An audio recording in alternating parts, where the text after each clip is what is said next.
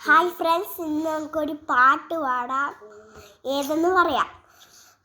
കൃഷി പണി ചെയ്യാൻ ആരാണ്? ആള് കൃഷി ആള്.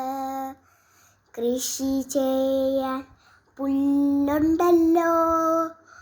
കൃഷി മണ്ണ് കൊണ്ടാണല്ലോ. മണ്ണ് വെച്ചൊരു കുഴി ഉണ്ടാക്കി, കുഴിന്നു കിണറ്ററുണ്ടാക്കി, കിണറ്ററന്ന് വെള്ളമുണ്ടായി. കിണറ്ററന്ന് ചെയ്യല്ലോ, കിണറ്ററ വെള്ളമുണ്ടല്ലോ.